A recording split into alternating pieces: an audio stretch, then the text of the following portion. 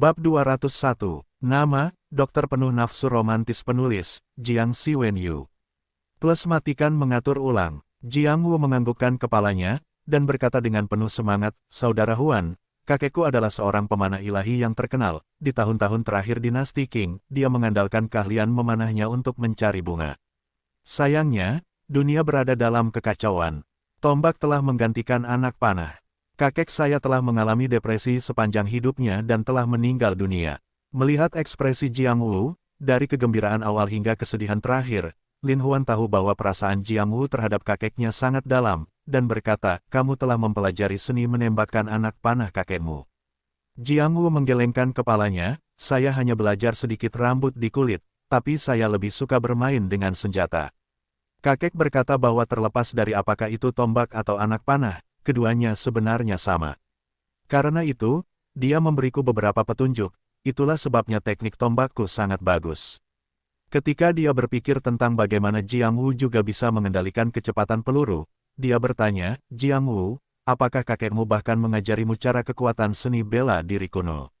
Namun, Jiang Wu tampak bingung, kakek saya tidak pernah menyebutkan kekuatan seni bela diri kuno. Lin Huan terkejut sejenak, dan menatap lurus ke arah Jiang Wu, baru saja, bagaimana Anda mempercepat kecepatan peluru? Jiang Wu tiba-tiba tercerahkan, jadi begini. Mengatakan itu, Jiang Wu menjadi bersemangat, dia berkata dengan semangat, Saudara Huan, sebenarnya, apakah saya belajar cara mengendalikan kecepatan peluru darimu? Oh, Lin Huan merasa aneh. Jiang Wu berkata dengan penuh semangat, saya telah melihat kecepatan peluru yang dapat Anda kendalikan berkali-kali, saya sangat iri. Tapi aku hanya seorang adik laki-laki, dan aku tidak bisa meminta nasihatmu. Jadi saya berpikir, bagaimana cara Anda melakukannya? Tapi tidak peduli seberapa keras aku mencoba, aku gagal. Namun, ketika saya masih tenggelam dalam pikiran saya sendiri, saya memikirkan serangkaian metode pelatihan Qi yang pernah diajarkan kakek saya. Sebelumnya, ketika dia mempraktikkan teknik itu, dia hanya merasa itu membosankan. Namun kali ini, setelah saya berlatih lagi, saya justru merasa tercerahkan. Perlahan-lahan, saya merasakan seutas Qi mengalir ke seluruh tubuh saya. Setelah itu, secara bertahap menjadi lebih kuat. Saya pernah menggunakan aura ini untuk mengontrol kecepatan peluru itu, dan saya benar-benar melakukannya. Lin Huan hanya bisa menganggukkan kepalanya, dan bertanya, lalu metode apa yang dimaksud dengan metode melatih Qi ini? Jiang Wu, sebaliknya, berbicara tanpa menyembunyikan apapun, dan dengan gembira menjawab, teknik itu adalah disebut metode Qi Ungu, dan dikabarkan bahwa itu diturunkan oleh ayahmu. Lin Huan segera memahami bahwa Qi Ungu ini jelas merupakan metode yang sama untuk mengembangkan kekuatan seni bela diri kuno yang bertahan sepanjang sejarah, itu sama dengan buku harta karun yang menyenangkan yang ditinggalkan tuannya. Jiang Wu melihat Lin Huan sedang berpikir keras dan tidak bisa menahan diri untuk tidak tenang. Lin Huan menatap Jiang Wu dalam-dalam, dan berkata, Jiang Wu, teknik Qi Ungu ini adalah seperangkat seni mistik, Anda harus mengolahnya dengan benar di masa depan dan memanfaatkannya dengan baik. Saya yakin di masa depan, Anda akan melakukannya pasti menjadi jenderal hebat di aliansi saya. Melihat betapa Lin Huan sangat menghormatinya, Jiang Wu hanya bisa menganggukkan kepalanya, Saudara Huan, saya pasti akan mencoba yang terbaik. Saya pasti tidak akan mengecewakan harapan Anda. Lin Huan mengangguk, dan berkata, sudah waktunya, ayo keluar. Mereka berdua keluar bersama, saudara-saudara sudah menunggu. Begitu, Jiang Wu kembali ke grup, mereka merasa iri padanya. Melihat semua staf sudah siap, Crow berkata dengan lantang, sepertinya semua orang sudah siap. Selanjutnya, kita akan memulai pertarungan-pertarungan bebas, dan hasil pertarungan ini serta kompetisi tombakmu akan menentukan hasil akhirnya. Semua orang akan melakukan tugasnya masing-masing, terbaik. Semua orang mengangguk setuju. Babak pertama kompetisi masih berupa Su Qiang melawan Tenshan. Dia kalah dari Su Qiang di kompetisi tombak terakhir, dan sekarang dia ingin kembali. Sejak awal kompetisi, ketegangan terhadap Su Qiang meningkat. Lin Huan hanya melihat teknik pukulannya yang tegang begitu kejam dan akurat, itu sebenarnya secara langsung menyerang organ vital Su Qiang dan mau tidak mau harus memperhatikan pertempuran ini. Lin Huan menyaksikan pertempuran dari samping dan mengingat semua teknik tinju kedua belah pihak. Untuk menutupi kekurangannya, Lin Huan mengambil kesempatan untuk mencuri keterampilan gurunya. Jika saudara-saudara mengetahui bahwa kakak laki-laki mereka diam-diam belajar dan mengajar di samping, bagaimana mereka dapat membayangkannya? Zhong Zheng menjelaskan kepada Lin Huan dari samping, dan berkata, "Saudara Huan, Anda sebenarnya ahli taekwondo, Anda dapat melihat berapa banyak orang di aliansi kami. Namun, meski tekanannya sangat kuat, Su Qiang masih bisa mengelak dan bahkan tidak melakukan satu pukulan pun, membuat semua orang bingung." Melihat keraguan Lin Huan, Zhong Zheng mau tidak mau berkata, "Su Qiang ini juga seorang ahli, hanya saja dia tidak bergerak, dan saya tidak tahu dari sekte mana gurunya berasal.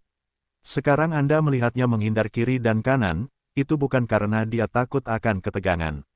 Dia mengamati pola ketegangan, menunggu saat yang tepat, sehingga salah satu serangannya akan mengenai. Keduanya adalah ahli dalam aliansi saya. Di masa depan, saya harus memberi mereka tanggung jawab yang berat." Saat mereka sedang berbicara, Su Qiang tiba-tiba bergerak. Sebuah pukulan penuh ketegangan datang langsung ke arah Su Qiang, tetapi tubuh Su Qiang tiba-tiba membungkuk. Dia menarik ketegangan di bagian belakang lengannya, dan kemudian menghancurkan ketegangan itu ke tanah dengan kejam. Sungguh sebuah lemparan ke belakang. Zhong Zheng memuji. Pada saat ini, ketegangan seperti ikan mas yang berjuang untuk naik, sekali lagi menyerang Su Qiang. Namun, saat ini, Su Qiang sudah memahami ketegangannya. Tanpa panik, sepasang belati muncul entah dari mana dan dengan memutar tinjunya, Zhang Li terlempar. Ketegangan sekali lagi jatuh ke tanah dengan deras, kali ini tinju Su Qiang lebih kejam, ketegangan itu merangkak naik dengan menyakitkan. Lin Huan melirik Crow. Crow buru-buru naik ke atas panggung dan mengangkat tangan Su Qiang, "Saudara dari klanmu sendiri, tidak perlu bertarung sampai mati." Su Qiang memenangkan ronde ini. Su Qiang dan ketegangan mereda pada saat yang sama. Su Qiang berjalan menuju Zhang Li dan berkata, "Saudaraku, apakah kamu baik-baik saja?" Ketegangan mengatupkan giginya dan berkata, "Saudaraku, kamu baik. Aku tidak sebaik kamu." Su Qiang menepuk pundaknya dan berkata, "Keterampilanmu juga tidak buruk. Kita masih memiliki kesempatan untuk berdebat di masa depan." Ketegangannya juga sangat mudah. Dia mengangguk dan berkata, "Baiklah." Kompetisi putaran kedua adalah antara Jiang Wu dan Liu Feng. Liu Feng sudah menerkam ke arah Jiang Wu. Teknik tinju Liu Feng menunjukkan postur cakar belalang sembah saat dia berulang kali menyerang Jiang Wu. Jiang Wu mengelak ke kiri dan ke kanan beberapa kali saat tinjunya melayang. Dalam sekejap, keduanya mulai bertarung sengit. Melihat keduanya memiliki kekuatan masing-masing, Lin Huan hanya bisa menganggukkan kepalanya sedikit. Zhong Zheng tetap di samping dan menjelaskan kepada Lin Huan, "Saudara Huan, teknik tinju yang digunakan Liu Feng disebut tinju mantis, itu adalah salah satu tinju gajah. Dan Jiang Wu ini bahkan mungkin memiliki bimbingan guru-guru, untuk benar-benar menjadi dapat menggunakan tinju 8 trigram, keduanya seimbang." Petik 2. Tinju 8 trigram menekankan 1 dan 4, 4 dan 8, dan tidak ada habisnya. Lin Huan melihat tinju 8 diagram Jiang Wu melambai. Itu seperti roda, semakin cepat dan semakin cepat. Tinju mantis Liu Feng sangat cepat pada awalnya, tetapi tidak sesaat, sudah berada di sekitar tinju 8 trigram Jiang Wu. Dengan cara ini, kedua belah pihak telah bertarung selama beberapa waktu, dan Liu Feng secara bertahap menjadi melawan arah angin. Akhirnya, Jiang Wu menemukan kekurangannya dan memukul dadanya dengan satu pukulan, yang membuatnya terbang keluar. Burung gagak naik ke atas panggung dan mengumumkan dengan suara nyaring, "Ini Jiang Wu Sheng." Lin Huan tidak bisa menahan diri untuk tidak melihat ke arah Jiang Wu lagi. Jiang Wu adalah penguasa generasi muda. Dengan sedikit latihan di masa depan, dia pasti akan menjadi pisau yang tajam. Setelah lebih dari selusin pertandingan, dua pemenang teratas tetaplah Su Qiang dan Jiang Wu. Tampaknya kedua orang ini adalah yang paling menonjol di grup ini. Namun pada adu tembak terakhir, keduanya bersaing ketat. Maka perlu untuk memilih tempat yang menarik dalam pertarungan ini. Lin Huan melihat ke arah kerumunan dan berkata, "Pemenang pertandingan terakhir adalah kapten tim pembunuh darah kita. Jadi dalam permainan ini, kita harus memutuskan." Gagak mengumumkan permulaannya. Su Qiang dan Jiang Wu sama-sama menghadapi tantangan itu, arena dan saling memandang. Su Qiang, tingginya hampir 1,9 meter, tinggi dan kuat. Sebagai perbandingan, Jiang Wu, yang hanya 1,75 meter, hampir satu kepala lebih rendah darinya. Sangat tinggi, dan keterampilan bertinjunya juga bagus. Tampaknya dia akan memiliki peluang bagus untuk menang. Tapi hati Lin Huan tertuju pada Jiang Wu. Ini karena usia Su Qiang lebih dari 30 tahun, sedangkan usia Jiang Wu lebih dari 30 tahun tidak jauh berbeda dari miliknya, dan usianya lebih ramah. Kedua, Jiang Wu juga telah berlatih seni bela diri kuno. Dia memiliki peluang yang sama seperti dirinya. Su Qiang memandang Jiang Wu tinggi dan berkata, "Saudara Jiang, tembakanmu sangat bagus, jadi mari kita menang atau kalah dalam tinju." Jiang Wu menatap Su Qiang dan tidak dapat menahan perasaan tekanan yang tidak terlihat. Dia menjawab, "Saudara Su, dalam hal ini, Jiang Wu tersinggung." Tapi Jiang Wu tidak bisa menahan diri untuk tidak bergumam bahwa Su begitu tinggi sehingga dia menghancurkan dirinya sendiri dengan satu pukulan. Tapi begitu aku memikirkannya, mau tak mau aku memarahi diriku sendiri. Ini untuk menghancurkan gengsi saya dan membangun ambisi orang lain. Pada awalnya, Chu Qinglong tinggi dan gemuk, tetapi saudara Huan sangat kurus. Pada akhirnya, Chu Qinglong, yang tinggi dan gemuk, dipukul ke tanah oleh Huang Ye, yang kurus dan lemah. Dia tidak bisa bangun lagi. Jiang Wu tidak bisa menahan nafas ketika memikirkannya. Dia menyerang Su Qiang dengan tinju. Su Qiang benar-benar memiliki tangan dan kaki yang panjang. Untuk sesaat, Jiang Wu melakukan semua yang dia bisa, tapi dia tidak bisa menyentuh Su Qiang sama sekali. Lin Huan mau tidak mau memperhatikan permainan ini. Mereka berdua adalah elit yang luar biasa. Begitu mereka bertarung, pertarungan akan menjadi sangat sengit, dan saudara-saudara bertepuk tangan. Zhong Zheng memandang Lin Huan dalam meditasinya dan berkata, "Saudara Huan, kuda tinggi Su Qiang sangat besar. Dia menggunakan tinju Thailand. Ini sangat menguntungkan." Lin Huan mengangguk, karena Taekwondo dan Taekwondo adalah soal kekuatan dan satu pukulan. Sebagai perbandingan, 8 diagram tinju Jiang Wu lebih berwarna. Namun, berkat kelincahan Jiang Wu, dia berhasil menghindari serangan Su Qiang berkali-kali. Jiang Wu berkeliaran di seluruh arena untuk sementara waktu, tetapi keterampilan tinju Su Qiang turun seperti hujan. Jiang Wu mengelak berkali-kali, melihat bahwa tidak ada cara untuk melarikan diri, dan kemudian dia mengangkat tinjunya untuk menghadapi tinju Su Qiang. Di bawah pukulan itu, Jiang Wu merasa seolah-olah dia telah bertemu dengan besi dan batu. Dia mengertakkan gigi kesakitan dan tidak bisa menahan diri untuk mundur. Jiang Wu merasa punggung tangannya gemetar, dan sulit bagi orang lain untuk melihat rasa malunya. Dia tidak bisa menahan diri untuk tidak menggigit giginya. Su Qiang memiliki tangan dan kaki yang panjang. Saat Jiang Wu masih kesakitan, dia menginjakkan kakinya di kepala Jiang Wu. Jiang Wu terjatuh ke tanah.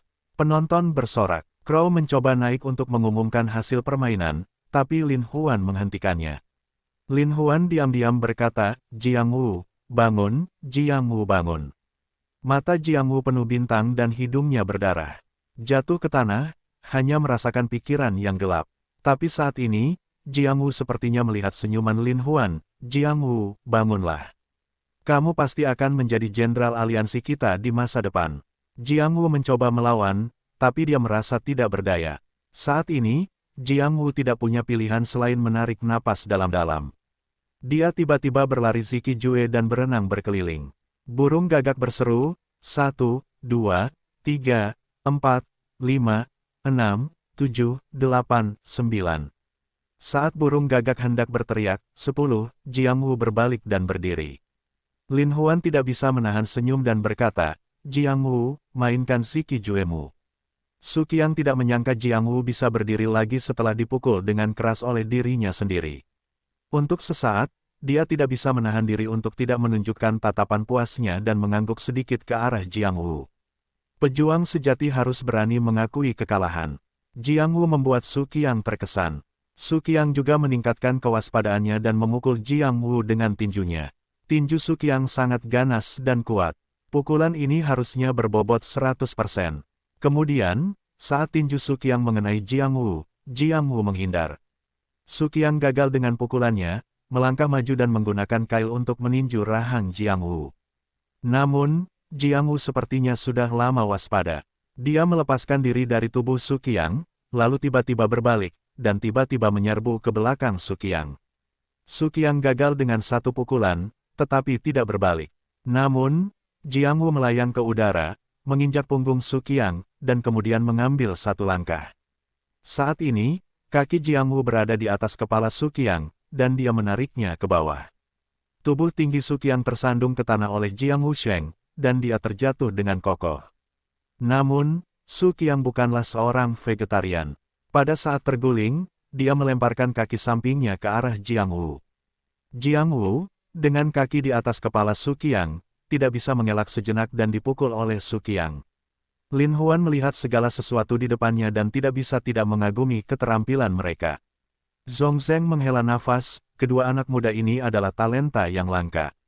Mereka tangguh. Meskipun tubuh Jiang Wu dipukul dan seluruh tubuhnya kesakitan, dia tidak mengendurkan kakinya sama sekali. Dia memutar kakinya dan membalikkan tubuh Su Qiang lagi. Orang pasti akan terkejut. Jiang Wu terlihat kurus dan memiliki kekuatan seperti itu. Tentu saja, hanya Lin Huan yang dapat melihat bahwa kekuatan Jiang Wu tiba-tiba menjadi begitu besar. Itu semua karena nafas internal yang tersembunyi di dalam tubuhnya. Su Qiang, dokter bunga persik, dibunuh di tanah oleh Jiang Wu. Meskipun dia memukul Jiang Wu dengan kakinya berkali-kali, Jiang Wu tidak santai sama sekali. Sebuah permainan, sebenarnya berevolusi menjadi boh hidup dan mati. Orang-orang hanya bisa menghela nafas. Lin Huan bergegas ke arena tantangan dan memisahkan mereka. Saat ini kedua orang itu berkulit hitam dan biru, terengah-engah. Lin Huan memandang keduanya dan tidak bisa menahan tawa. Bagus, bagus, tim pembunuh darah kita membutuhkan bakat seperti itu. Tetapi burung gagak mau tidak mau melangkah maju dan bertanya, Saudara Huan, keterampilan mereka hampir sama. Mereka bahkan seri dalam kompetisi menembak tadi, jadi siapa pemenangnya? Lin Huan secara alami tahu bahwa menurut duel antara Jiang Wu dan Su Qiang barusan, jika ini adalah pertarungan hidup dan mati, Su Qiang tidak akan mendapat keuntungan, dan Jiang Wu tidak bisa rukun. Tapi Su Qiang kalah karena kecerobohannya. Jika dibandingkan lagi, Jiang Wu mungkin tidak bisa mengalahkan Su Qiang. Oleh karena itu, skill kedua orang ini hanya antara Bo Zong dan Li Zong. Lin Huan ragu-ragu sejenak, berpikir sejenak, dan berkata, semua orang telah melihat keterampilan Jiang Wu dan Su Qiang. Kalau begitu, demi keadilan, saya hanya bisa menganggap mereka terikat. Tapi tidak ada final pemenang. Siapa yang akan menjadi pemimpin tim pembunuh darah? Wu Quan melangkah maju dan bertanya. Lin Huan berkata sambil tersenyum, baru saja ketika saya menonton pertandingan mereka, saya memikirkannya dengan hati-hati. Faktanya, kita dapat membagi tim pembunuh darah menjadi dua tim. Dengan cara ini kedua tim saling melengkapi dan memiliki pesaing, yang juga dapat meningkatkan kemampuan tempur mereka lebih jauh. Gagak mendengar kata-kata itu dan mengangguk berulang kali. Saudara Huan, pertimbangkan itu. Jika mereka dibagi menjadi dua tim, mereka akan menjadi seperti dua pedang tajam, yang secara virtual akan meningkatkan efektivitas tempur mereka. Petik 2. Semua orang mengangguk. Lin Huan berdeham dan berkata, sekarang saya membagi 20 orang ini menjadi dua tim. Satu tim disebut, tim pembunuh darah, dan tim lainnya disebut, tim penembak ajaib. Saya baru saja mengamati kompetisi dengan cermat. Di dalam kompetisi menembak, keterampilan menembak Jiang Wu lebih baik. Jadi saya menunjuk Jiang Wu sebagai pemimpin, tim menembak ajaib, untuk fokus melatih keterampilan menembak para pemain, sehingga setiap pemain bisa menjadi penembak jitu yang tak terkalahkan dalam kompetisi. Su Qiang memiliki lebih banyak seni bela diri dan pengalaman, jadi saya menunjuk Su Qiang sebagai kapten, tim pembunuh darah, untuk bertanggung jawab melatih kemampuan pertarungan jarak dekat para pemain, tim pembunuh darah, dan tim penembak ilahi, bekerja sama dalam pertempuran. Kemampuan tempur kita akan ditingkatkan ke tingkat yang lebih besar. Ketika Lin Huan mengatakan ini, semua saudara bersemangat dan berteriak, oke, oke. Zhong Zheng berkata dengan hormat, Saudara Huan masih bijaksana. Aliansi kita akan mendapatkan kedua tim ini, seperti dua senjata rahasia. Kerumunan itu mengangguk. Lin Huan dengan sungguh-sungguh berkata, Jiang Wu, mulai sekarang saya akan menunjuk Anda menjadi pemimpin, tim Sensei. Anda dapat memilih tim penembak yang lebih baik dari anggota tim ini. Saya harap Anda dapat melakukan yang terbaik. Bersemangat, Jiang Wu membungkuk dan berkata, Saudara Huan, saya akan melakukan yang terbaik untuk memenuhi harapan Anda. Lin Huan kemudian menoleh ke Su Qiang dan berkata, Su Qiang, sejak itu kamu menjadi kapten, tim pembunuh darah. Kamu juga telah memilih anggota tim yang lebih mampu melakukan pertarungan jarak dekat dari anggota tim. Petik 2. Su Qiang juga diperintahkan untuk mengatakan ya. Lin Huan akhirnya melihat ke arah kerumunan dan berkata dengan tulus, saya berharap tim pembunuh darah dan tim Sensei akan menjadi tim paling elit di liga kita mulai sekarang. Di masa depan, mereka akan menjadi seperti dua pedang tajam. Jika tidak keluar, mereka akan keluar. Jika keluar, mereka akan berlumuran darah. Mereka semua menjawab ya. Lin Huan mengatur segalanya. Melihat bahwa Su Qiang dan Jiang Wu telah memilih untuk menghentikan semua pemain, dia berkata, mari kita berhenti di sini untuk sementara waktu. Datanglah ke sini tepat waktu pada jam 8 besok pagi. Saudara Zong dan saya akan membimbing dan melatih Anda secara langsung. Ketika orang-orang mendengar bahwa mereka bisa mendapatkan bimbingan dari dua master sejati dalam aliansi, mereka semua bersemangat dan bersorak. Ketika para pemain bubar, burung gagak sangat gembira dan berkata, Saudara Huan, saya semakin mengagumi Anda. Anda telah menjadi dewa dalam pikiran saya. Lin Huan memberinya tatapan pucat dan berkata sambil tersenyum, Gagak, keterampilanmu yang lain belum meningkat, tetapi keterampilan menyanjungmu telah meningkat pesat. Wu Quan dan Zong Zeng tidak dapat menahan diri untuk tidak saling memandang dan tertawa. Setelah hari yang sibuk, Lin Huan merasa sangat lelah. Setelah putus dengan orang banyak, saya datang ke suite eksklusif saya. Kedua wanita cantik, Liu Mengya dan Liu Mengsu, sangat senang melihat Lin Huan kembali. Saudaraku, kamu akhirnya selesai. Liu Mengsu berkata sambil tersenyum. Ya, kakak sedang sibuk sekarang. Kami para saudari tidak bisa bertemu denganmu lagi. Kamu sudah keluar sejak jam 7 pagi, dan sekarang sudah jam 9 malam. Tampaknya akan semakin sulit bagi kami, saudari sampai jumpa di masa depan. Liu Mengya juga mengeluh. Kakak telah menjadi orang yang sangat sibuk. Oh, betapa aku merindukan masa lalu. Kakak bersama kita setiap hari. Liu Mengsu masih berkata di matanya. Lin Huan memandang kedua wanita cantik itu, lalu dia mengeluh karena dia terlalu sibuk untuk menemani mereka. Dia pikir itu benar, sejak dia menjadi presiden aliansi, dia memiliki ribuan saudara di tangannya. Dia begitu sibuk sehingga dia tidak bisa tidak mengabaikan kedua saudara perempuannya. Lin Huan tersenyum, berkata, kakak terlalu sibuk, dan begitu sibuk dengan segalanya. Ambillah liburan panjang, dan kemudian temani kalian berdua untuk jalan-jalan. Benar, kakak, kau tidak bisa berbohong kepada kami. Kedua saudari itu berkata bersamaan. Akan tetapi, meskipun Lin Huan menganggukkan kepalanya, ia berpikir bahwa sejak ia menempuh jalan ini, ia tidak akan pernah kembali. Aku khawatir hari-hari yang alami dan bebas tidak akan pernah kembali. Lin Huan telah berpikir untuk bertarung dengan Sirius akhir-akhir ini. Menurut situasi hari itu, Sirius sedikit lebih baik daripada dirinya sendiri dalam gerakan dan kultivasi kekuatan internal. Oleh karena itu, jika kau benar-benar memulai dengannya lagi, kau tidak yakin. Oleh karena itu, bagaimanapun juga, aku harus meningkatkan kultivasiku dengan cepat, jika tidak, aku akan bertemu dengan seorang guru seperti Sirius lagi untuk menghindari ketahuan. Setelah berpikir, Lin Huan tidak dapat menahan tawa. Para saudari itu tahu bahwa begitu Lin Huan tertawa seperti ini, pastilah ia tidak memiliki niat baik. Mereka tidak dapat menahan diri untuk tidak berlari seperti dua ekor ayam yang berteriak minta tolong. Lin Huan rela melepaskan mereka, seperti elang pada umumnya, selalu menjadi dampak masa lalu. Kedua saudara perempuan itu terkikik dan lari. Namun, Lin Huan pergi dengan langkah besar. Dia sudah menangkap satu persatu dan mengambilnya. Kedua saudara perempuan itu saling memandang dan tertawa. Mereka merasa digendong oleh Lin Huan. Mereka sangat senang. Lin Huan menggendong kedua saudara perempuan itu, melemparkan mereka berdua ke tempat tidur, lalu jatuh seperti gunung. Kedua kakak beradik itu masih terkikik-kikik, tertawa seperti dua bunga lonceng perak, yang tidak hanya menyenangkan, tapi juga memabukkan. Lin Huan merasa seolah-olah tenggelam dalam keindahan yang tak terbatas. Lin Huan memandang kedua saudara perempuan itu dengan kejam dan berkata, ini aku atau kamu? Kami berangkat. Kedua saudara perempuan itu memohon belas kasihan.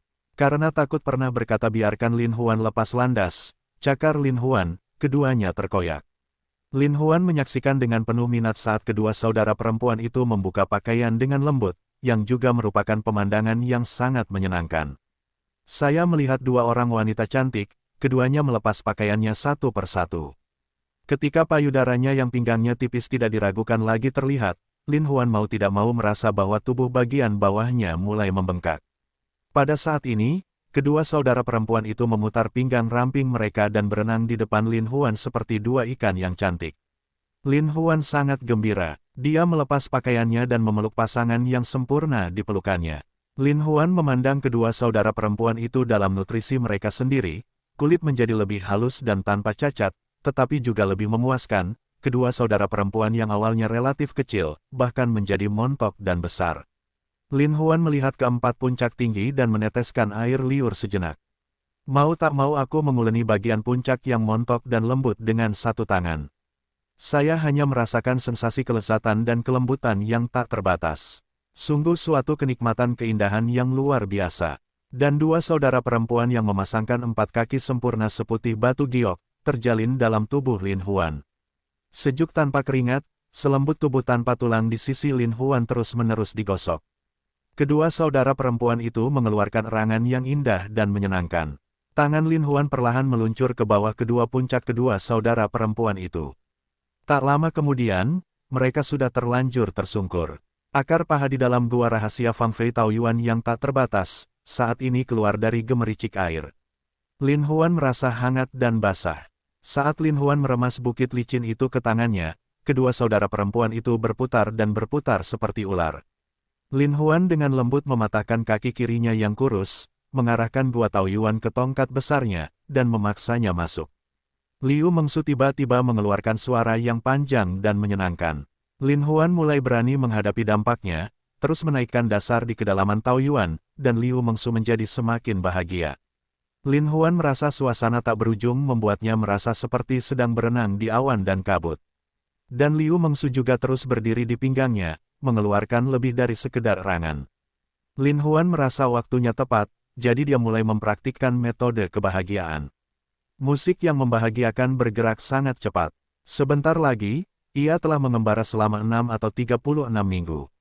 Nafas juga mengalir dari tubuh Liu Mengsu ke tubuh Lin Huan, dan kemudian Lin Huan mentransfer esensinya ke dalam tubuh Liu Mengsu. Untuk sesaat, Liu Mengsu merasakan kenikmatan yang lebih indah dan tiada taraf. Liu Mengya merasa khawatir dan meremas tubuh Lin Huan semakin keras.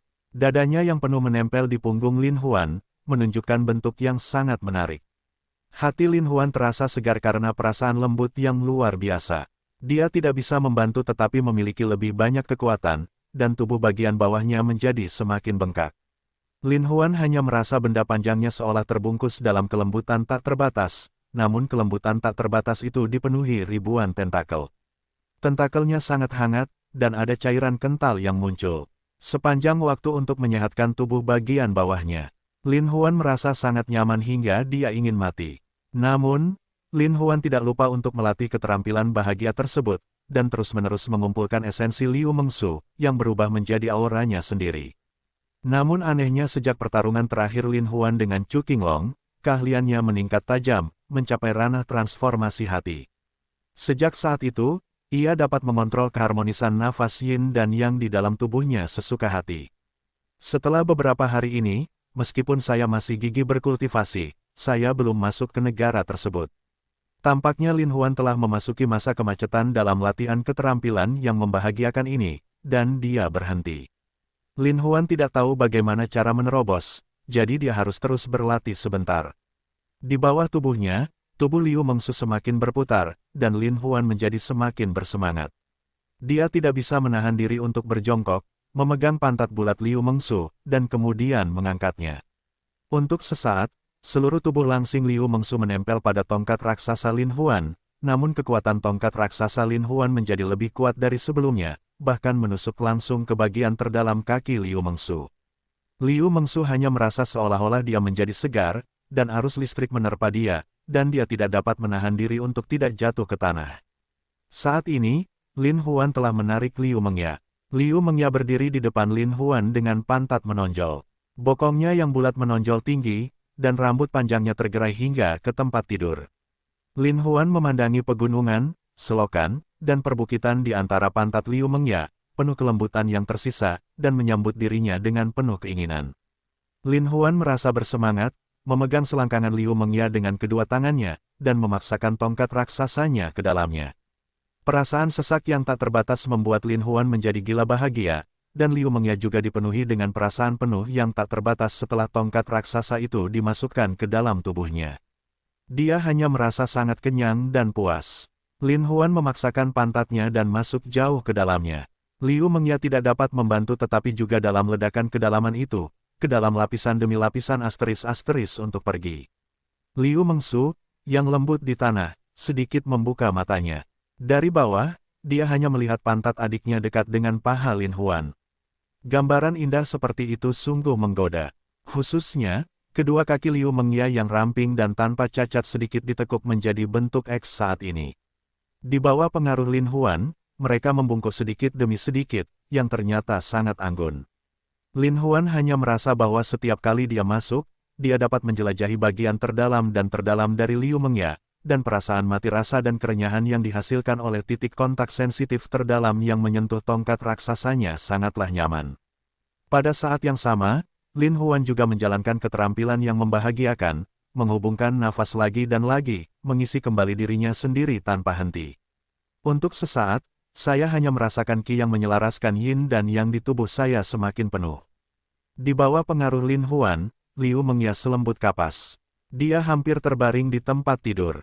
Tapi bagian dalam pahanya menjadi sangat keras, dan seluruh tubuh Lin Huan ditutupi oleh perasaan yang sangat keras dan kencang.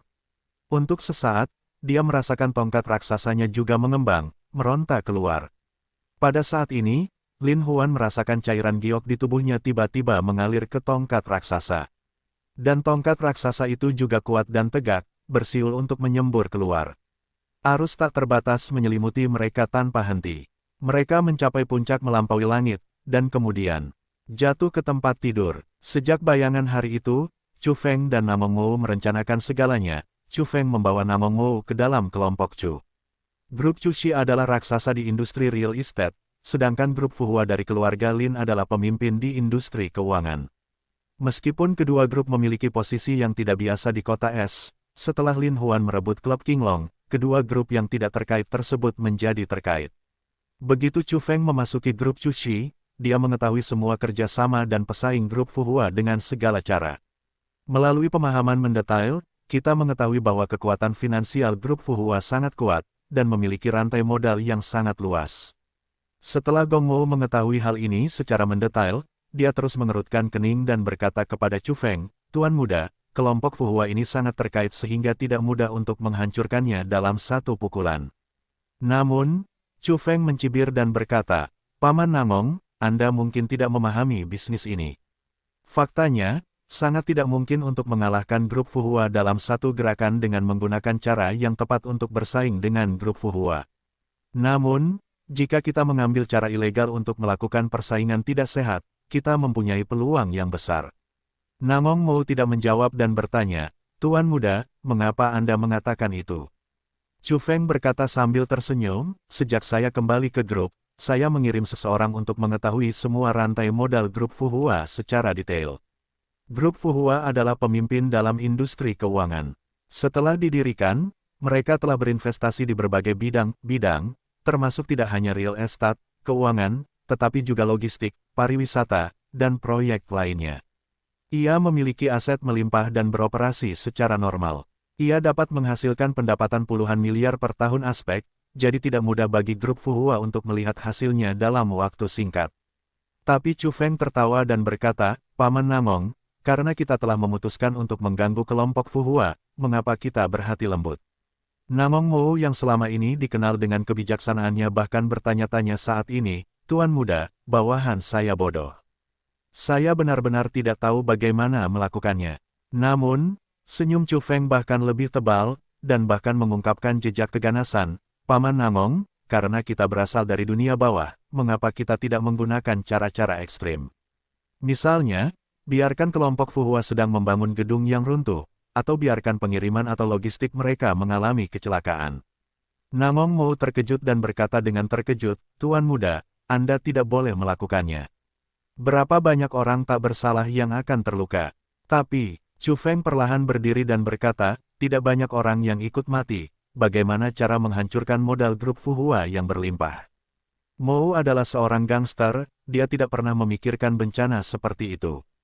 Lagi pula, jika sebuah bangunan yang sedang dibangun tiba-tiba runtuh, itu tidak hanya akan menyebabkan kerugian lebih dari 10 miliar yuan bagi grup Fuhua, tetapi juga mempengaruhi banyak warga yang tidak bersalah pada Chu Feng dan menggelengkan kepalanya sedikit. Meskipun Chu Qinglong, pemimpin geng tua, mendominasi, dia tidak pernah meremehkan untuk menyakiti orang yang tidak bersalah. Namun putranya begitu kejam sehingga dia akan melakukan apapun untuk mencapai tujuannya.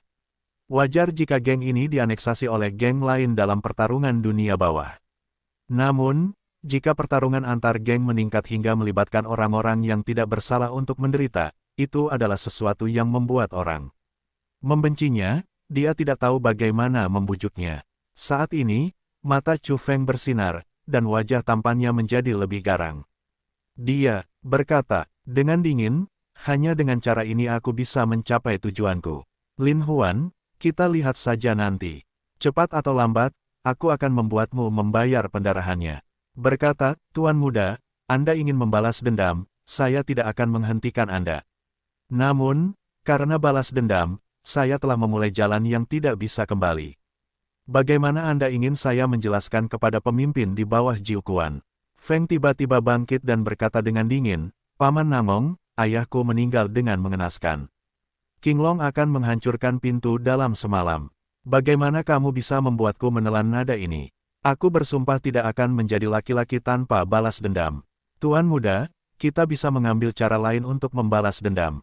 Mengapa kita harus mengambil cara yang ekstrim? Apakah ada cara yang lebih cepat? Kata Chu Feng dingin. Tuan kecil, kamu berada di jalan yang tidak bisa kembali.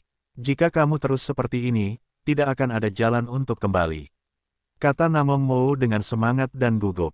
Tak perlu dikatakan lagi, tidak ada yang bisa menghentikan keputusan saya.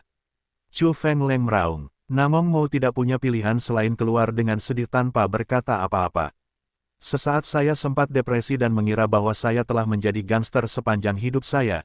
Namun pada akhirnya saya menjadi cacing yang membawa bencana bagi negara dan masyarakat. Mau tidak mau saya berkecil hati dan malas, namun saya mempunyai niat untuk pensiun. Namun, Chu Feng sedang berkuasa. Dia sudah mulai mengatur segalanya dan siap untuk mulai mengerjakan gedung Tianyi, yang saat ini sedang dibangun di pusat kota grup Fuhua.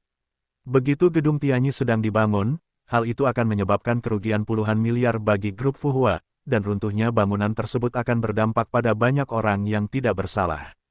Pada saat itu, saya akan melihat bagaimana Lin Guodong harus menghadapinya. Hei, Chu Feng tidak bisa menahan tawa dingin. Setelah pengaturan, Chu Feng menghubungi Shadow dan memberitahu Shadow tentang rencananya. Setelah mendengar ini, bayangan itu terkejut pada awalnya, tapi kemudian menatap Chu Feng dengan tatapan yang sangat aneh. Bayangan itu tidak menyangka bahwa Chu Feng adalah orang yang lalim dan kejam. Untuk sesaat, mau tak mau aku menatap Chu Feng dengan pandangan baru. Mungkin aku akan bertarung dengan Lin Huan. Hanya dengan cara kejam seperti itu saya dapat menangani Lin Huan. Lin Huan tentu saja tidak tahu bahwa dia masih memiliki lawan yang begitu gila. Malam itu, sekitar pukul 1 dini hari, pusat kota tiba-tiba mengeluarkan suara keras. Puluhan gedung bertingkat tiba-tiba runtuh.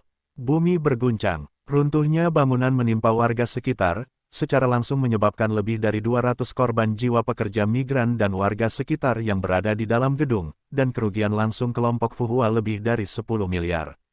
Ketika Lin Guodong mendapat kabar runtuhnya gedung Tianyi keesokan harinya, dia sangat pucat dan hampir jatuh ke tanah. Untungnya, Xiao Zhang membantunya tepat waktu. Bukankah ini akan segera selesai? Belum mulus. Bagaimana bisa tiba-tiba runtuh? Dalam benak Lin Guodong, ada pertanyaan yang tak terbatas. Ketika kecelakaan konstruksi besar terjadi, Biro Industri dan Komersial, Biro Konstruksi, kantor polisi dan berbagai departemen terkait datang untuk menemukannya, yang membuat Lin Guodong berantakan. Yang lebih penuh kebencian adalah ratusan reporter mengepung kendaraan Lin Guodong seperti lalat, dan Lin Guodong tidak bisa bergerak sejenak. Ini bukanlah hal yang paling serius. Hal yang paling serius adalah keluarga dari mereka yang terluka dan terluka berkumpul untuk mengecam Lin Guodong. Untuk sementara, segala macam spanduk dipasang di mana-mana, tidak peduli markas besar grup Fuhua atau Bahkan villa keluarga Lin, yang di atasnya tertulis, pengusaha yang tidak bermoral ceroboh dalam hidup mereka, membangun proyek tahu, dan sebagainya. Kehidupan cemerlang Lin Guodong segera hancur. Kelompok Fuhua sangat terkena dampaknya, dan Lin Guodong menjadi tua dalam semalam.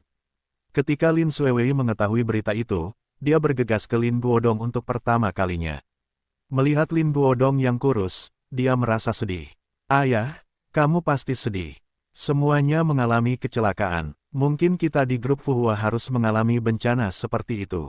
Lin Guodong sangat kesakitan. Melihat Lin Xuewei, dia menggelengkan kepalanya dan berkata, Xiao Wei, ayahku tidak pernah berbisnis seumur hidupnya, tapi bencana seperti ini adalah satu-satunya dalam hidupnya. Lin Xuewei tahu bahwa hal semacam ini, saya khawatir akan sulit bagi seluruh dunia untuk mengalami hal seperti ini beberapa kali, tetapi hal seperti ini terjadi di grup Fuhua.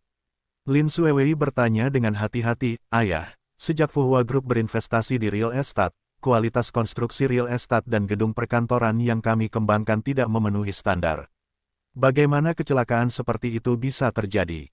Lin Guodong tertegun dan berkata dengan sedih, saya telah memikirkan masalah ini dengan hati-hati.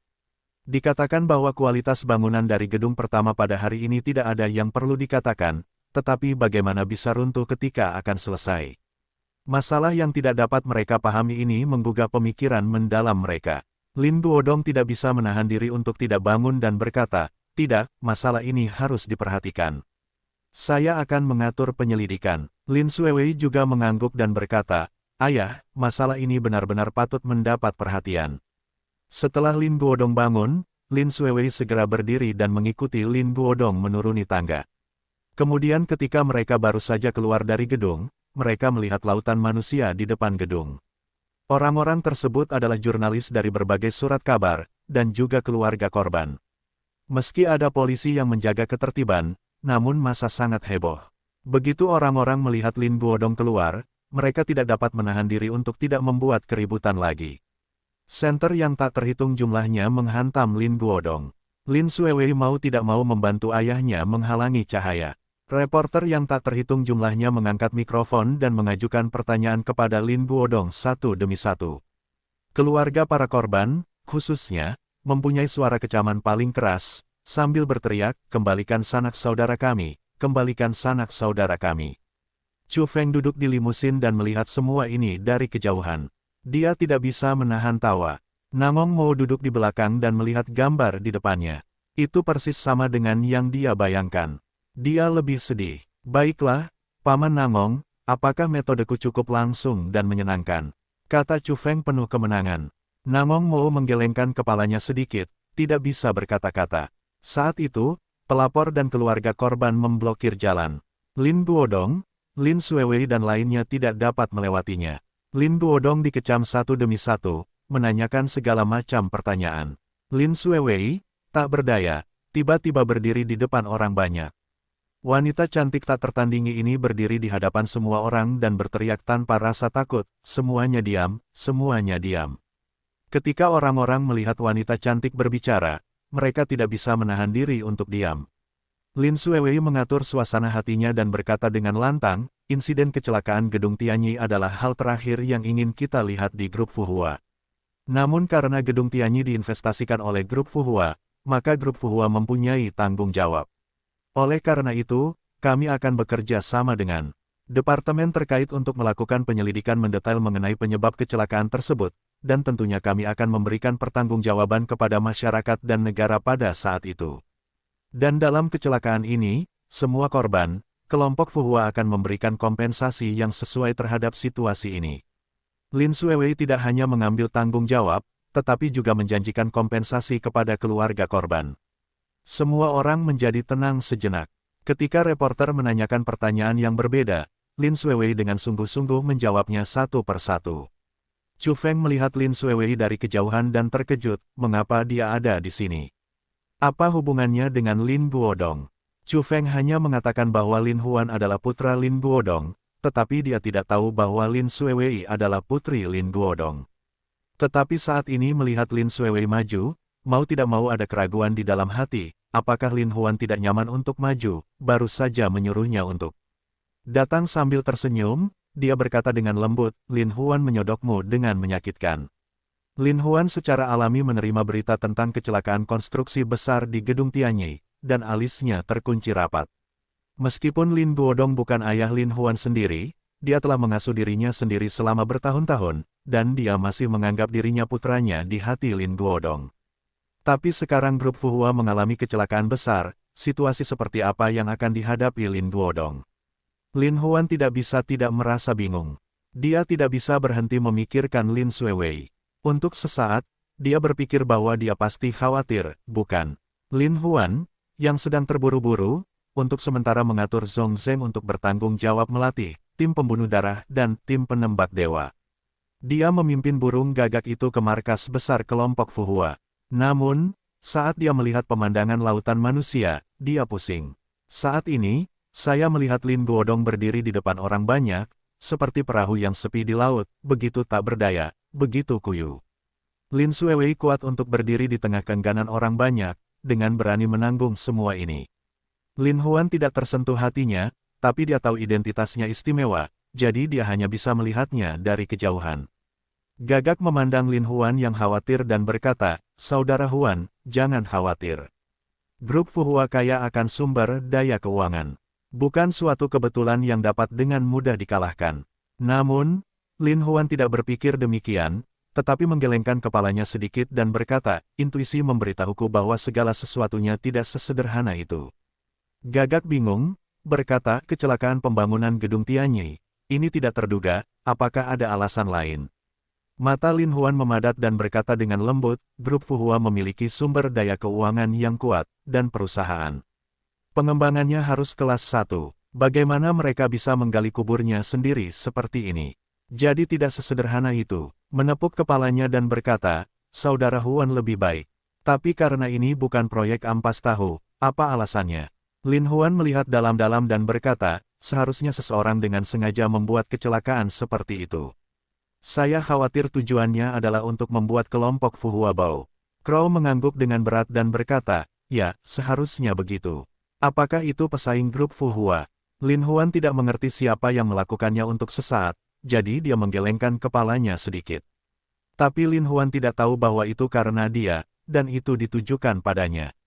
Lin Huan melihatnya lama sekali dan berkata dengan sungguh-sungguh, Gagak, kamu diam-diam mengirim beberapa orang untuk menyelidiki pesaing grup Fuhua dan alasan spesifik keruntuhannya. Burung gagak itu mengangguk dan berkata, baiklah, saya akan mengaturnya. Lin Huan melihat lebih dalam pada Lin Xuewei dan merasa lebih kasihan di hatinya. Butuh waktu lama untuk pergi. Lin Huan akan menghadapi tantangan serius saat ini. Meskipun dia bersedia membantu Lin Xuewei, dia juga kurang memiliki keterampilan. Perintahkan burung gagak untuk kembali ke istana. Anggota tim pembunuh darah dan tim Sensei masih berlatih. Lin Huan memandangi para anggota yang telah bekerja keras untuk berlatih, mengumpulkan mereka bersama-sama, dan kemudian berkata, meskipun saya membagi Anda menjadi tim pembunuh darah dan tim Sensei, masing-masing dari mereka memiliki kelebihannya sendiri. Tetapi sebagai prajurit yang hebat, Anda tidak hanya harus memiliki kemampuan bertarung super, tetapi juga memiliki kemampuan menembak yang sangat baik. Saya memiliki banyak penelitian tentang pemotretan. Hari ini saya akan memberi Anda kursus pelatihan menembak. Petik 2. Semua orang bersemangat, karena mereka telah melihat keterampilan menembak Lin Huan yang luar biasa, jadi merupakan suatu kehormatan besar bisa mendapatkan nasihat Lin Huan. Lin Huan mengangkat pistolnya dan berkata, kemampuan menembak bukan hanya tentang tingkat kemahirannya, tetapi juga tentang kemampuan koordinasi orang itu sendiri. Jadi, Anda harus menyesuaikan kemampuan koordinasi Anda sendiri ke kondisi terbaik, sehingga Anda bisa menembakkan peluru lebih cepat dan lebih cepat. Sepertinya aku punya pistol dan kamu punya pistol. Jika kemampuan koordinasi saya lebih baik dari Anda, maka saya bisa mengeluarkan pistol dan menembaknya lebih cepat. Petik 2. Su Qiang, kamu keluar. Lin Huan memandang Su Qiang dan berkata, keterampilan menembak Su Qiang tidak diragukan lagi luar biasa di antara kamu. Sekarang saya akan menunjukkan kepadanya koordinasi senjata ini. Kerumunan merespons. Su Qiang berdiri di hadapan Lin Huan. Lin Huan berkata, sekarang kami berdua menodongkan senjata ke arah kami pada saat yang bersamaan. Itu tempat termudah bagi kami untuk menemukannya. Menurut Lin Huan, Su Qiang menyematkan pistol ke pinggangnya. Nah, sekarang kami berdua meletakkan pistol di tempat yang kami rasa paling mudah dijangkau. Sekarang kami berdua akan mengadakan kompetisi. Siapa yang bisa menembak lebih cepat? Semua orang mengangguk. Lin Huan berkata lagi, dalam hitungan ketiga, kami berdua mengeluarkan senjata secara bersamaan dan saling menembak. Su Qiang mengangguk dan berkata, Saudara Huan, tolong. 1, 2, 3. Lin Huan berteriak 3 kali. Suara ketiga karakter itu tertinggal. Su Qiang melambai untuk menarik pistolnya. Namun, ketika Su Qiang mengeluarkan pistolnya dan siap mengangkatnya, dia melihat bahwa moncong Lin Huan telah dicabut, ditujukan padanya. Ini terlalu cepat, sungguh luar biasa. Semua orang tidak melihat dengan jelas. Dalam waktu sesingkat itu, bagaimana Lin Huan mengeluarkan pistolnya? Kaget, tapi juga lebih luar biasa. Lin Huan berkata sambil tersenyum, jadi kecepatan tembakan ini bergantung pada kemampuan koordinasi kita sendiri. Jika kemampuan koordinasi Anda cukup cepat dan sensitif, Anda bisa memimpin. Sama seperti sekarang, jika Su Qiang dan saya berjuang untuk hidup dan mati. Sebelum senjata Su Qiang dicabut, dia sudah mati di tanganku. Semua orang memandang Lin Huan dengan kagum. Untuk sesaat, dia bahkan lebih terkejut dengan teknik menembak Lin Huan yang luar biasa. Faktanya, kemampuan koordinasi yang cepat dari Lin Huan adalah salah satu alasan kecepatan menembaknya yang cepat, dan alasan yang lebih penting adalah bahwa ada campuran yin dan yang di tubuhnya, yang telah mengubah konstitusinya. Jadi dia mengeluarkan senjatanya dan mengeluarkan senjatanya, seolah-olah itu terjadi pada saat yang bersamaan. Lin Huan berkata lagi, Anda telah melihat pentingnya koordinasi. Jadi kita harus berlatih lebih sering dalam aspek ini di masa depan. Begitu Anda bertemu musuh, kecepatan senjatanya sangat cepat sehingga ketika Anda menemukan musuh, senjatanya ada di tangan Anda. Hanya dengan cara ini Anda dapat mengantisipasi peluang musuh. Dan dalam pertarungan nyata, meskipun hanya 1 menit atau 1 detik, itu mungkin merenggut nyawa Anda, atau mungkin menyelamatkan hidup Anda dengan keras dan berkata, saya akan mematuhi instruksi Saudara Huan. Lin Huan berkata lagi, sebenarnya, kecepatan menembak hanyalah salah satu syarat yang sangat diperlukan bagi seorang penembak jitu. Sebagai seorang penembak jitu, syarat yang lebih penting adalah kemampuan analisis dan penilaian. Tidak melihat musuh, kamu dapat secara akurat dan sensitif menentukan posisi musuh. Hanya dengan cara inilah pelurumu dapat ditembakkan tepat waktu, sehingga membunuh musuh arah pergerakan musuh. Anda tidak hanya perlu memiliki penglihatan yang lebih tajam, tetapi juga memiliki pendengaran yang lebih baik. Terkadang pendengaran lebih penting daripada penglihatan. Ketika pendengaran sensitif sampai batas tertentu, pendengaran bahkan dapat menggantikan penglihatan, keduanya bisa saling melengkapi. Itu akan sangat bagus. Karena apa yang dilihat mata, hanya bisa kamu temukan ketika muncul di hadapanmu. Namun apa yang Anda dengar, tidak perlu muncul di hadapan Anda. Jadi akhir-akhir ini kamu harus menutup mata siang dan malam untuk melatih pendengaranmu. Semua saudara bilang begitu. Lin Huan mengangguk dan berkata, sekarang saya akan memberitahu Anda kondisi yang paling penting bagi seorang penembak jitu. Kondisi ini adalah penembak yang baik, yang paling diperlukan. Dari situlah peluru itu berasal. Seperti yang saya katakan tadi, tidak peduli seberapa tajam Anda kemampuan koordinasi, penglihatan dan pendengaran Anda, jika Anda tidak bisa menembak dengan akurat, Anda juga tidak bisa.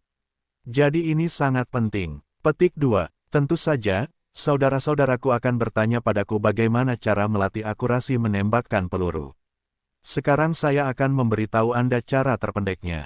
Jika Anda ingin melatih akurasi Anda lebih cepat, Anda bisa menggunakan jarum terbang untuk menusuk. Ketika Anda memegang lebih dari 10 jarum terbang di tangan Anda, dan kemudian menetapkan target pada jarak 1 meter, dan Anda memegang jarum terbang kecil di tangan Anda, jika Anda dapat secara akurat menembus ke pusat target kecil dengan penilaian Anda, maka Anda mengambil pistol untuk menembak, tingkat akurasinya pasti akan naik lebih dari 1 level. Kata-kata Lin Huan penuh dengan emosi. Lin Huan berkata lagi, di masa depan, kamu akan berlatih siang dan malam sesuai dengan 3 arah yang saya katakan. Saya dapat menjamin bahwa Anda masing-masing akan menjadi penembak yang hebat dalam waktu setengah tahun. Orang-orang menyebutnya. Burung Gagak melangkah maju dan mendatangi Lin Huan. Dia tidak bisa menahan tawa dan berkata, Saudara Huan, metodemu benar-benar hebat, sangat bagus, jadi saya akan mengikuti pelatihannya. Lin Huan mengangguk dan berkata, tentu saja, kita semua perlu meningkat, jadi kita semua harus berlatih siang dan malam. Wu Quan juga mengangguk dan berkata, Saudara Huan, ayo tunjukkan keahlian menembak sihirmu dan beri kami demonstrasi. Saudara-saudara mencium pidato, semua bersemangat, dapat melihat tembakan senjata ajaib Saudara Huan, itu adalah hal yang sangat terhormat. Lin Huan mengangguk, Gagak, kamu dapat menemukan 20 koin. Gagak tidak banyak bertanya, dia meminta saudara-saudaranya untuk mencari koin. Kemudian, dia sudah membawa 20 koin. Lin Huan berkata, kemudian, Saudara Zong melemparkan koin-koin itu ke udara, aku akan menembak. Ketika semua koin ini jatuh, Anda akan melihat berapa banyak koin yang bisa saya tembak. Semua, saudara memandang Lin Huan dengan penuh kerinduan, karena kita semua tahu bahwa ketika koin-koin itu bertebaran di udara, mereka akan jatuh pada saat yang bersamaan. Banyaknya koin yang ditembakkan dalam waktu singkat itu benar-benar bisa menilai kemampuan si penembak dalam menembak, dari segi tembakan, penembakan, akurasi dan aspek lainnya. Pistol kecoklatan dapat menampung 15 butir peluru. Jika koin tersebar di udara, satu orang dapat menembakkan 7 atau 8 tembakan berturut-turut, itu cukup sulit. Zong Zeng mengeluarkan semua koin dan mencoba melemparkannya ke udara. Pada saat ini, Lin Huan menembakkan pistolnya dan kemudian memasukkan pelurunya. Semua tindakannya sama, saat koin tiba-tiba jatuh dari udara, Lin Huan sudah menembak dengan suara berderak. Sejenak saudara-saudaranya kaget, karena kecepatan tembakan Lin Huan sungguh luar biasa. Ke-15 peluru itu seperti ditembakkan pada saat bersamaan, terbang ke udara pada saat bersamaan. Peluru itu terbang cepat di udara, dengan lintasan yang berbeda-beda. Tampaknya memperlambat kamera. Tampaknya di saat yang sama, Huoran menaruh koin itu dan menembaknya jatuh. Saudara-saudara mau tidak mau membuka mulut dan sudah lama tidak kembali. Karena mereka melihat dengan jelas bahwa Lin Huan tidak hanya menembakkan 15 peluru tersebut, tetapi juga mengenai sasaran dalam waktu yang terbatas tersebut. Crow memimpin saudara-saudaranya untuk mengambil koin. Pada saat ini, dia bahkan lebih terkejut saat mengetahui bahwa meskipun Lin Huan menembakkan 15 peluru, semua 20 koin tersebut memiliki lubang senjata. Bagaimana dia melakukannya? Tuhan, Zong Zeng terkejut hingga tidak bergerak, ketika keterampilan menembak kakak laki-laki Huan tiba-tiba sangat ganas hingga tingkat tertentu. Saudara-saudara sangat terkejut hingga mereka tidak bisa kembali untuk waktu yang lama. Lin Huan berkata sambil tersenyum, saudara-saudara, jangan kaget. Selama kamu bekerja keras, kamu bisa melakukannya. Jiang Wu tidak bisa menahan perasaannya dan menatap Lin Huan, dia berkata dengan terkejut, Saudara Huan, keterampilan menembak Anda tidak dapat dijelaskan dengan baik. Sungguh menakjubkan, saya khawatir teknik menembak yang luar biasa ini akan menjadi yang terbaik dalam kompetisi menembak di seluruh dunia. Saudara Huan, bagaimana Anda melakukannya? Lin Huan memandangi saudara-saudara yang tertegun dan berkata, Saudara-saudara, jika saya memberitahu Anda bahwa saya tidak pernah mengambil senjata 6 bulan yang lalu, apakah Anda percaya? Lin Huan meninggikan suaranya dan berkata, hanya setengah tahun yang lalu, saya bahkan tidak menyentuh senjata asli. Nah, saudara-saudara mungkin bertanya, Saudara Huan, bagaimana Anda mendapatkan keterampilan menembak yang luar biasa? Lin Huan berhenti dan berkata, saya memberitahu saudara-saudara saya bahwa betapapun sulitnya, mereka akan menjadi lebih mudah selama mereka mau bekerja keras. Jadi, Anda harus berpikir dan merasakan dengan hati. Tentu saja, saya tidak lahir dengan ketelitian seperti itu. Karena saya pernah mengikuti tuan saya ke rumah lamanya, membidik semua titik akupuntur dan ujung saraf paling halus di tubuh manusia, dan berlatih akupuntur selama 8 tahun. Petik 2. Mendengar ini, saudara-saudara tertawa terbahak-bahak. Ternyata teknik menembak yang luar biasa dari saudara Huan berevolusi dari akupuntur. Saya bertanya-tanya seberapa akurat titik akupuntur di tubuh saya. Jika saya tidak memperhatikan, jika saya mengikatnya di tempat yang salah, saya akan mengkhawatirkan hidup saya. Pantas saja tembakan saudara Huan begitu akurat. Lin Huan sekali lagi meninggikan suaranya dan berkata, yang ingin saya sampaikan kepada saudara-saudara saya di sini adalah bahwa pemahaman manusia sangat penting, tetapi ketekunan lebih penting. Latihan membuat sempurna. Hanya, Jika Anda bekerja keras, Anda dapat mencapai tingkat yang lebih tinggi. Ketika Lin Huan selesai, saudara-saudaranya tidak hanya bertepuk tangan seperti guntur. Lin Huan mengajari saudara-saudaranya keterampilan menembak, dan kemudian menyuruh mereka bekerja keras. Namun, seni bela diri Lin Huan cukup kurang, yang tidak cukup untuk kemanusiaan eksternal. Jadi biarkan Zhong Zheng membimbing kita untuk melatih keterampilan kompetitif kita. Tentu saja, Lin Huan tidak menganggur. Sementara saudara-saudaranya bekerja keras, Lin Huan juga bersaing dengan yang lain. Zhong Zheng sangat mengagumi Lin Huan. Dia diam-diam mengatakan bahwa saudara Huan benar-benar pria yang aneh. Sejak terakhir kali dia berkompetisi dengan Lin Huan untuk memenangkan panglima tertinggi, dia tampaknya tidak pandai dalam gerakan apapun. Namun, setelah berlatih dengan semua orang selama 2 hari, keterampilan Lin Huan meningkat pesat. Dokter warna bunga persik, mereka memiliki persaingan yang konstan. Tentunya dalam proses kompetisi, Lin Huan pasti tidak akan menggunakan yin dan yang untuk saling membantu. Lin Huan menggabungkan semua keterampilan dan gerakan saudara-saudaranya dengan berlatih bersama mereka, dan kemudian berkembang menjadi gerakannya sendiri. Lin Huan menyebutnya, cara bahagia. Pasalnya, kemampuan bertarung Lin Huan tidak hanya merupakan perpaduan antara tinju macan putih, tinju Thailand, taekwondo, serta tinju hieroglif yang dikuasai saudara-saudaranya, tetapi juga menyatu dengan pengalamannya sendiri. Jadi apa yang dikumpulkan oleh metode tinju Lin Huan adalah inti dari semua metode tinju.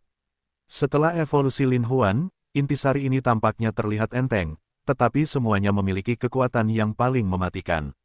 Bahkan Zhong Zheng terkejut dengan tinju Lin Huan. Karena teknik tinju Lin Huan tampaknya sangat ringan, tetapi menyembunyikan banyak jurus rahasia. Untuk sesaat, bahkan Zhong Zheng, yang sangat berpengalaman melawan musuh, tidak terlalu terpukul. Dia diam-diam menghela nafas bahwa metode tinju ini benar-benar ilahi.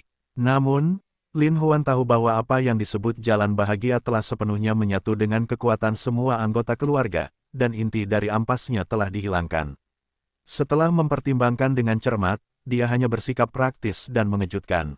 Namun jika berbicara tentang tingkat kehebatan teknik tinju ini, tentunya tidak bisa dibandingkan dengan teknik tinju yang telah banyak dilatih. Tapi keahlian Lin Huan saja tidak cukup sekarang. Dia tidak memperhatikan keterampilan tinju. Ia hanya memperhatikan apakah ia dapat dengan mudah menjatuhkan musuh. Hanya untuk menjatuhkan musuh adalah tujuan utama Lin Huan. Sejak Lin Huan mulai menciptakan cara bahagia ini, dia terus memikirkannya, mencoba menjadikannya tinju yang paling praktis. Faktanya, alasan mengapa Lin Huan bisa dengan cepat mengintegrasikan banyak metode tinju, dan bisa melihat metode tinju orang lain, sehingga dia bisa menunjukkannya dengan cara yang baik. Ini tidak berarti Lin Huan adalah seorang jenius. Alasan terpenting berkaitan dengan teknik akupuntur yang pernah dipelajari Lin Huan. Karena akupuntur pengobatan tradisional Tiongkok, hal pertama yang harus diperhatikan adalah menguasai seluruh titik akupuntur pada tubuh manusia, dan memahami peran titik akupuntur tersebut, sehingga dapat menerapkan akupuntur untuk pengobatan. Namun semua teknik tinju di dunia, semua bagian menyerang atau menyerang, harus menjadi bagian kunci dari tubuh manusia, dan memperhatikan satu pukulan. Itu sebabnya Lin Huan bisa memahami seluk-beluk teknik tinju tersebut dengan begitu cepat. Alasan penting lainnya adalah kondisi tubuh Lin Huan telah berubah setelah berlatih seni bela diri yang membahagiakan. Kecepatan dan posisi serangan tinju tersebut dapat ditangkap dengan tajam oleh Lin Huan, dan melalui analisis cepat otaknya, hal itu dapat digunakan untuk kepentingannya sendiri. Meskipun Lin Huan mengetahui fungsi magis dari metode kebahagiaan, saat ini, metode kebahagiaan telah dikembangkan sendiri hingga mencapai titik kemacetan, dan dia tidak dapat menerobosnya untuk sementara waktu, yang juga merupakan sesuatu yang mengganggu Lin Huan. Dalam keputusasaan, Lin Huan harus melatih keterampilan luarnya. Jadi Lin Huan dan saudara-saudaranya telah makan dan tidur bersama, melatih keterampilan mereka bersama, dan meningkatkan kemampuan tempur kooperatif dan pemahaman diam-diam di antara mereka. Sejak awal perang dengan Lin Huan, Sirius secara alami mengatur semua rencananya dengan hati-hati. Ketika saya melihat Sirius, saya mau tidak mau mengirimkan hampir semua elit geng Sirius, dan bahkan membekali mereka dengan perlengkapan terbaik dari geng Sirius. Melihat momentumnya, Sirius sepertinya ingin mematikan Lin Huan dengan satu pukulan. Mimpi buruk itu mulai mengkhawatirkan. Tentu saja, Sirius sangat bersemangat. Dia tertawa dan berkata, Lesung pipit, apakah kamu melihat bahwa meskipun hanya ada lebih dari 100 orang di timku, mereka adalah inti dari seluruh geng Siriusku. Kali ini, Liang Na Lin Huan memiliki kemampuan untuk berkomunikasi dengan surga, dan dia akan mati di tanganku. Dimpel tidak bisa menahan gemetar, diam-diam lebih khawatir tentang situasi Lin Huan. Sirius memandangi lesung pipit seolah sedang memikirkan sesuatu dan bertanya, "Lesung pipit, apa kamu tidak percaya?" Dimpel tertegun dan dengan cepat menjawab, "Tentu saja saya percaya, pemimpin sekte. Ini hanya untuk berurusan dengan Lin Huan."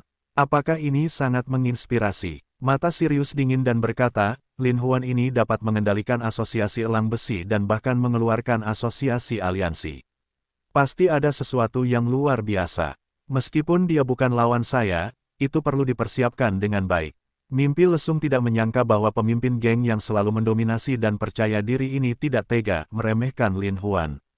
Untuk sesaat, dia menjadi lebih khawatir. Dimpel mengerutkan kening dan berkata, "Aku hanya tidak tahu bagaimana persiapan Lin Huan."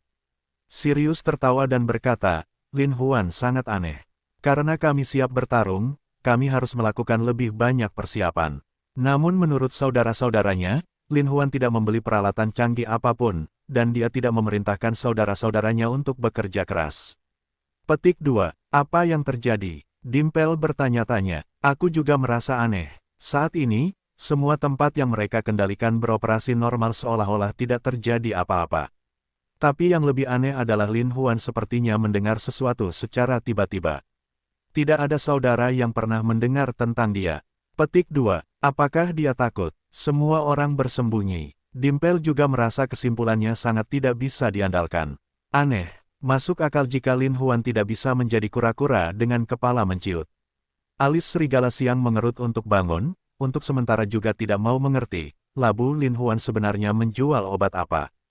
Mungkin dia sedang merencanakan rencana yang mencurigakan, jadi kita harus waspada terhadapnya. Kata Dimpel dengan waspada. Sirius juga mengangguk dan berkata, "Saya telah membenci Lin Huan. Tetapi sejak saya bertemu dengannya terakhir kali, saya tahu bahwa Lin Huan tidak sesederhana yang saya kira.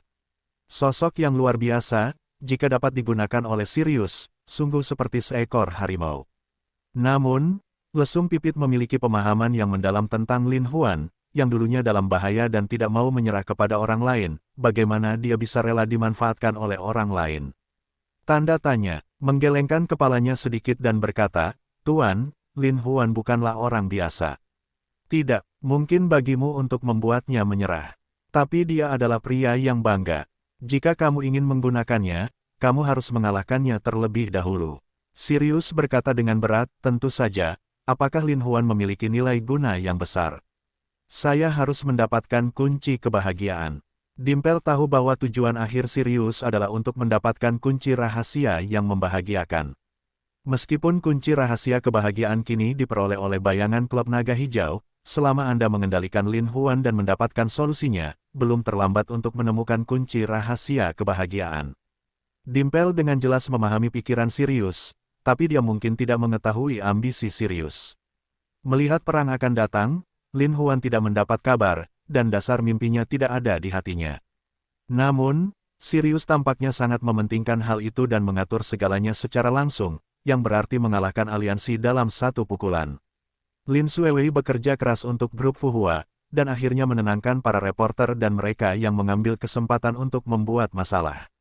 Namun, seperti kata pepatah, pohon ingin tenang namun angin tak henti-hentinya. Karena orang-orang dengan motif tersembunyi ingin menargetkan kelompok Fuhua, gelombang melawan kelompok Fuhua secara alami mengikuti satu sama lain. Saat ini, Lin Guodong sangat khawatir. Bagaimanapun, kecelakaan sebesar itu adalah dampak terbesar yang dihadapi grup Fuhua dalam beberapa tahun terakhir. Meskipun grup Fuhua memiliki sumber daya keuangan yang melimpah, bukanlah masalah besar bagi grup Fuhua untuk bertanggung jawab atas keseluruhan proyek dan memberikan kompensasi kepada semua keluarga korban yang tidak bersalah. Namun inti permasalahannya adalah reputasi grup Fuhua pasti akan sangat terpengaruh. Lin Guodong saat ini adalah yang paling khawatir tentang hal ini, dengan mata terpejam, melihat Lin Xuewei bergegas ke kantor dengan tergesa-gesa. Lin Guodong mau tidak mau membuka matanya, menatap dalam-dalam pada putrinya, yang membantunya berbagi angin dan hujan, dan berkata, "Xiao Wei, ada apa? Lin Xuewei mengangguk dan berkata, "Ayah, saya telah menemukan penyebab langsung runtuhnya gedung Tianyi." Lin Guodong tidak bisa menahan diri untuk tidak bangkit dan bertanya, apa alasannya? Di matanya, Lin Xuewei mengungkapkan kemarahannya dan berkata, "Ayah, alasan mengapa sebuah bangunan runtuh pada hari ini bukanlah masalah kualitas konstruksi kami, atau masalah perusahaan konstruksi. Alasan langsung runtuhnya gedung Tianyi adalah bahwa orang-orang dengan motif tersembunyi mengecat semacam bahan korosif khusus pada dinding bantalan gedung Tianyi. Bahan-bahan khusus ini merusak dinding penahan beban, menyebabkan kerusakan pada dinding, yang menyebabkan runtuhnya gedung Tianyi." Seperti ini, Guodong mengerutkan kening dan berkata, "Lalu siapa yang melakukannya?" Lin Xuewei menggelengkan kepalanya dan berkata, "Semua pekerja konstruksi gedung Tianyi meninggal pada saat bangunan itu runtuh, jadi tidak ada yang tahu siapa sebenarnya yang memasuki gedung Tianyi dan mengecatnya mentah-mentah materi. Sepertinya seseorang ingin membunuh grup Fuhua." Murid Lin Guodong juga mengontrak, tapi siapa itu? Alasan mengapa grup Fuhua bisa menjadi perusahaan besar yang menentukan di seluruh kota adalah karena ada banyak pesaing. Tapi sungguh luar biasa bahwa seseorang menggunakan cara kejam seperti itu untuk menghadapi grup Fuhua. Lin Xuewei memandang ayahnya yang khawatir dan berkata, "Ayah, jangan khawatir. Departemen terkait telah melakukan penyelidikan dan percaya bahwa cepat atau lambat, para pemimpin di belakang layar akan diadili. Hanya pemandangan kenyamanan. Bagaimanapun, semua petunjuk yang dapat dieksplorasi telah rusak pada saat gedung Tianyi runtuh, lebih sulit menemukan pembunuh di balik layar daripada pergi ke surga." Lin Xuewei diam-diam membenci bahwa pembunuh di balik layar benar-benar kejam, dan pengaturannya sangat mulus. Namun karena mereka ingin mematikan gedung Fuhua, apakah mereka akan terus mengambil tindakan? Baik Lin Xuewei dan Lin Guodong memikirkan masalah ini. Lin Guodong menggelengkan kepalanya dan berkata, "Ini sulit. Aku khawatir kita akan mendapatkannya." Namun, Lin Xuewei berkata dari kejauhan, "Ayah, itu belum tentu benar. Mungkin ekor rubah akan terlihat." Lin Guodong menatap Lin Xuewei dalam-dalam dan berkata dengan sungguh-sungguh, "Xiao Wei, kamu telah pintar sejak kamu masih kecil. Ayah sangat bahagia untukmu, tapi kakakmu tidak melakukan apapun, yang membuat ayah sangat khawatir. Soalnya, setelah kejadian sebesar itu, dia tampak bukan apa-apa, dan dia bahkan tidak melihat hantu." Lin Xuewei tidak bisa menahan senyum dan menghibur, "Ayah, saudaraku, mungkin dia tidak menyukai perjuangan bisnis ini. Itu bukan sesuatu yang membuat orang susah." Lin Guodong tidak bisa menahan menggelengkan kepalanya. Dia berpikir bahwa putra sulungnya, Lin Xuehao, adalah seorang pesolek. Dia hanya tahu cara menjemput gadis sepanjang hari dan tidak bisa berbuat banyak. Meskipun anak haram Lin Huan pintar dan jenaka, ia juga memiliki dendam terhadap dirinya sendiri karena malu pada ibunya. Kini satu-satunya yang bisa sangat berguna adalah putrinya yang berharga, namun ia adalah seorang putri mengalami kecelakaan besar. Lin Guodong memikirkan masalah ini secara mendalam untuk pertama kalinya. Mau tak mau saya berpikir bahwa saya sudah sangat tua. Cepat atau lambat, karir ini akan diwarisi oleh anak-anak. Saya Lin Xuewei. Dia secara alami tahu apa yang dikhawatirkan ayahnya. Dia tidak mengatakan apa-apa saat ini, tetapi mencoba yang terbaik untuk menghibur ayahnya. Lin Guodong dihibur oleh Lin Xuewei dan merasa lebih baik ke Villa Lin dan mencari Lin Xuehao kemana-mana, tetapi saya tidak dapat menemukannya. Terkejut, Nyonya Lin menghampiri dan bertanya, "Ada apa?" Begitu dia kembali, dia sangat marah. "Di mana anak laki-laki itu?" Lin Guodong meraung. Xuehao keluar pagi-pagi sekali dan berkata bahwa dia ingin balapan dengan teman-temannya. "Apa? Keluargaku?" Lin keluar dari hal sebesar itu, dia masih berminat untuk pergi balapan. Lin Guodong langsung menggigil di sekujur tubuhnya, "Bocah bau ini, telepon aku kembali. Apa yang ingin Anda lakukan ketika Anda berusia 27 tahun dan tidak melakukan apapun sepanjang hari?" Ketika Nyonya Lin melihat Lin Guodong benar-benar marah, dia tidak dapat berbicara sejenak, jadi dia kembali ke kamarnya untuk mematuhi Lin Xuehao. "Kita akan mulai. Cepat kembali, nak, ayahmu marah." Petik 2. "Oh, biarkan dia pergi dulu, aku akan kembali ketika aku kehabisan nafas. Sekarang saya tidak akan kembali dan saya baru saja berhasil." Lin Xuehao berkata dengan nada tidak setuju. "Bocah bau, jika kamu tidak kembali, aku khawatir ayahmu tidak akan melepaskanmu." Kulihat wajahnya membiru karena marah. Kata Nyonya Lin cemas. Ketika Lin Suihao mendengar ini, dia tidak bisa tidak menyadari pentingnya masalah ini dan mengkhawatirkannya. Jadi aku menyapa saudara-saudaraku dan berkendara kembali. Baru saja masuk ke dalam villa, saya melihat ayah saya duduk di sofa. Suara Lin Suihao juga merendahkan, "Ayah, aku kembali. Apakah kamu tahu bagaimana cara kembali?" Lin Suihao meraung. Lin Suihao menggigil ketakutan. Lin Guodong berkata, "Apa yang terjadi dengan grup Fuhua kita? Sebagai seorang putra, kamu bahkan tidak bertanya. Sesuatu telah terjadi. Apa yang terjadi?" Lin Suihao jelas tidak tahu apa-apa. Lin Guodong menggigil sejenak. Dia mengangkat cangkir tehnya dan menghancurkannya di depan Lin Suihao. Lin Suihao menggigil dan bahkan mundur selangkah. "Lin," Guodong berteriak, "gedung Tianyi runtuh.